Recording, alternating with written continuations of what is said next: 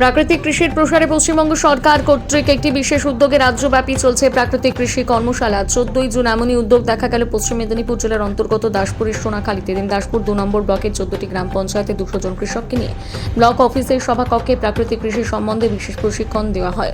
উপস্থিত ছিলেন জেলা কৃষি আধিকারিক থেকে শুরু করে ব্লক ও ব্লক প্রশাসনের বিভিন্ন দপ্তরের পদাধিকারীর সাথে বিধায়ক। প্রাথমিক সার এবং কীটনাশক ব্যবহার না করে কিভাবে জৈব সার উৎপাদন করে জমিতে ফসল ফলানো যায় তা নিয়ে বিশেষভাবে কর্মশালার মাধ্যমে কৃষকদের জানানো হয়।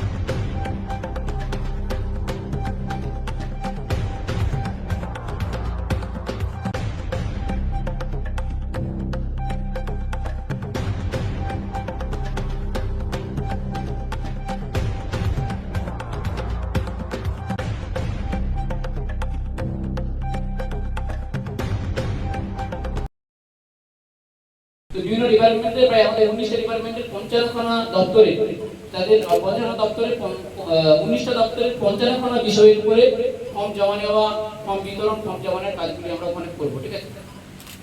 তো আপনারা অলরেডি আগে থেকে অন্নপূর্ণা যোজনার ফর্ম ফিল আপ করছেন। আগামী কাল ও পরশু তো ওখানে ফর্ম জমা দেওয়া নেওয়া দুটোই হতে পারে হবে। এবার আয়ুষ্মান ভারতের একটি বিষয় আছে, সেখানে দেখবেন আমরা আয়ুষ্মান ভারতের একটা কাজ করছি, অনেকের জ্ঞাতার্থে বলে দিই আমরা।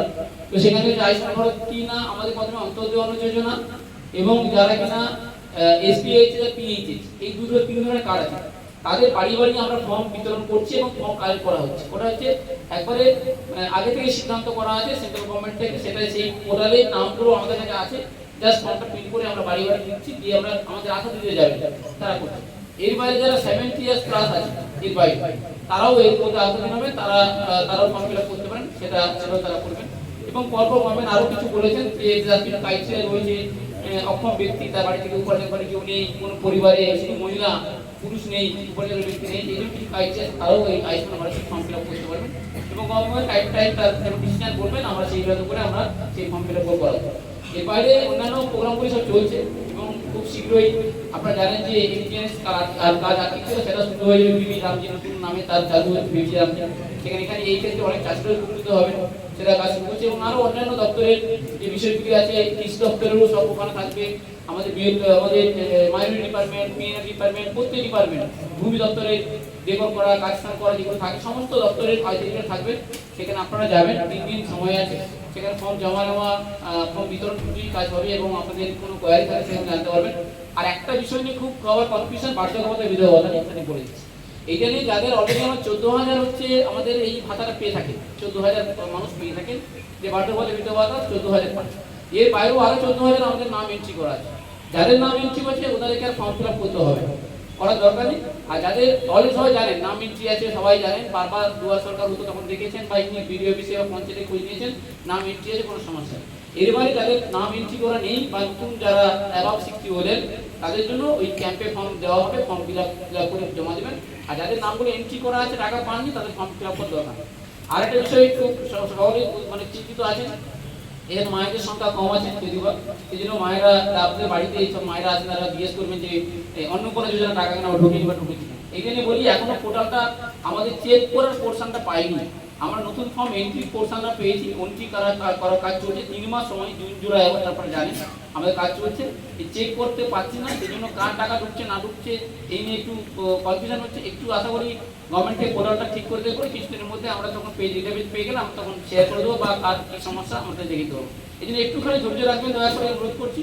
কিছুদিন পরে পোর্টালগুলো করে আমরা তা দেখে দেবো, আমরা দেখে নিজেরাও পাচ্ছি না, এই কারণে বলতে পারছি না কে পাচ্ছেন না, কার ঢুকলো না, এই নিয়ে একটা অনেকে কনফিউশন হচ্ছে। আমার এই কয়েকটা বক্তব্য, আগামী কাল পরশু 3 দিন আপনারা আসুন, দুটো ক্যাম্পে যে যার অঞ্চল ভাগ আছে ওখানে আসবেন আপনারা, এবং এই জনকল্যাণ শিবির শুধু আমাদের পশ্চিমবঙ্গে নয়, আমাদের দাসপুরে নয়, সারা দেশব্যাপী হচ্ছে। এটা সারা দেশের প্রোগ্রাম। ওই একটাই কারণে যে 12 বছর পূর্তি হচ্ছে এখন কেন্দ্র সরকারের, সেইটা নিয়ে সারা দেশব্যাপী এই প্রোগ্রামটা হচ্ছে। আপনারা সকল সামিল হবেন এবং আমাদের সহযোগিতা করবেন। এই কয়েকটা কথা বলি এবং আজকে যে প্রাকৃতিক কৃষি কর্মশালা সাকসেস হোক এবং আপনাদের সবাইকে স্বাগত জানিয়ে এবং আমি এর সাথে ধন্যবাদ। আজকের উদ্দেশ্য হচ্ছে যে রাসায়নিক সার আমাদের জমিতে কমিয়ে যাতে প্রাকৃতিক বিভিন্ন বিষয়ে কৃষকদের সমৃদ্ধ করা যায় এবং কৃষকদের উন্নতি করা যায় এবং প্রাকৃতিক সমস্ত কিছু দিয়ে কৃষির উন্নতি করাই মূল লক্ষ্য আজকের আলোচ্য সূচি। এখানে আমাদের হলটা তো খুবই ছোট, আপনারা জানেন। প্রত্যেকটি ব্লকে 200 করে কৃষকদের নিয়ে কর্মসূচি ঘোষণা করা হয়েছিল সরকারের পক্ষ থেকে। গতকাল এবং আজকে সারা পশ্চিমবঙ্গের সব ব্লকে এরকম কর্মসূচি নেওয়া হয়েছে। আজকে কৃষি দপ্তরের জেলার আধিকারিক সহ ব্লক, মহকুমা সমস্ত আধিকারিকরা ছিলেন এবং আরও অন্যান্য দপ্তরের আধিকারিকরাও ছিলেন, বিডিও সাহেব ছিলেন। আমাদের দাসপুর 2 ব্লকে আজকে হলো। আমার যেহেতু বিধানসভা দাসপুর 1 ব্লকের মধ্যেও পড়ে, গতকাল দাসপুর 1 ব্লকেও 200 আমাদের কৃষকদের নিয়ে মিলন মঞ্চে গতকাল হয়েছিল। আজকে দাসপুর 2 পঞ্চায়েত সমিতির সভাকক্ষে হলো। আজকেও 200 মানুষকে নিয়ে আজকে এখানে প্রশিক্ষণ শিবির অনুষ্ঠিত হলো। আমি আশাবাদী যে আমাদের কৃষকরা মানে রাসায়নিক সার কিছুটা হলেও বর্জন করে যাতে কম্পোস্ট সার বা জৈব সারের দিকে নির্ভরশীল হয়, তার জন্য আজকে প্রশিক্ষণ দেওয়া হয়েছে। কারণ রাসায়নিক সার আমাদেরকে বাইরের রাষ্ট্র থেকেও আনতে হয়, তাতে প্রচুর খরচ এবং অনেক সময় যুদ্ধ বিগ্রহ লাগার ফলে সারের দাম বৃদ্ধি হচ্ছে, সেই সব মালপত্র আনা যাচ্ছে না। তার ফলে সারের দাম বৃদ্ধি হওয়ার ফলে চাষিদেরও সামগ্রিকভাবে ক্ষতি হচ্ছে। সেই কারণে ভারত সরকারের পক্ষ থেকে সারা ভারতবর্ষেই এই প্রোগ্রাম চলছে। তো আমাদের ব্লকে আজকে অনুষ্ঠিত হলো। আমি আশাবাদী আমাদের কৃষকরাও রাসায়নিক সারের দিকে বেশি ঝুঁকি না দিয়ে তারা কম্পোস্ট সার বা জৈব সার বা আমাদের যে ধরনের প্রশিক্ষণ দেয়া হয়েছে, আমাদেরকে একটি করে এই বইও দেয়া হয়েছে। এই বইয়েতে বহু কিছু লেখা আছে। তাই স্বাভাবিকভাবে কৃষিতে যাতে প্রকৃতিকে কাজে লাগিয়ে প্রাকৃতিক কৃষি এই বিষয়ে দীর্ঘক্ষণ ধরে প্রশিক্ষণ হয়েছে। আপনারা দেখছেন এখানে বুফে সিস্টেমে কৃষকদের আজকে মধ্যাহ্নভোজের আয়োজন করা হয়েছে দপ্তরের পক্ষ থেকে। প্রচুর কৃষক এসেছে।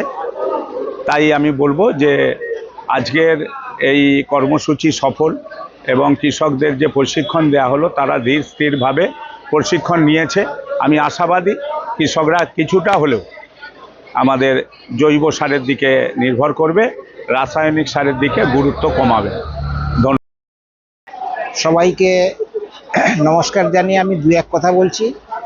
আমাদের যশস্বী প্রধানমন্ত্রী যে কৃষিক্ষেত্রে খুব মানে দিয়েছেন, সেই বিষয়ে আমি বলছি। এই যে এখানে যে আমাদের এতে আলোচনা হলো যে জৈব সারের ক্ষেত্রে বেশি প্রযুক্তি ক্ষেত্রে আমরা জোর দিচ্ছি, জোর দিয়ে এতে আমাদেরই উপকার। জৈব সার আমরা যদি ঘরেই নিজেরা তৈরি করতে পারি, সেই সারে আমাদের যে উপকার, উপরন্তু ভবিষ্যতের কথা ভেবে আমরা জৈব সার যে আলোচনা হলো সেই ব্যাপারে আমরা যথাযোগ্যভাবে আমরা সেটা মানে করার আমরা চেষ্টা করব।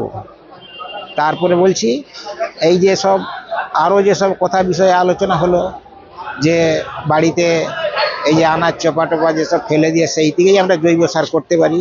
আর গোবর যে আমরা ফেলে দেই অনেকে ঘুঁটে করে করি, সেগুলোকেও আমরা করে একটা চৌবাচ্চা করে যদি আমরা তার মধ্যে রেখে সব বিভিন্ন রকমের গাছপালা পাতা পুঁতি দিয়ে আমরা জৈব সার ব্যবহার করতে পারি, সেইটা আমাদের কৃষিক্ষেত্রে প্রচুর উপকার।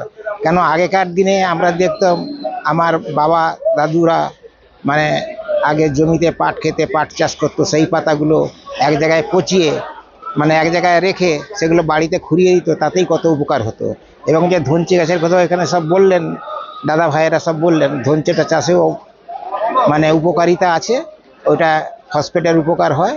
সেই জন্যে ওটা মানে আমাদের চাষ করা অতি অবশ্যই দরকার। আমার নাম শ্রী সুকুমার মাইতি, সত্যেশ্বর বুথ, পলাশপাই গ্রাম থেকে আমি বলছি।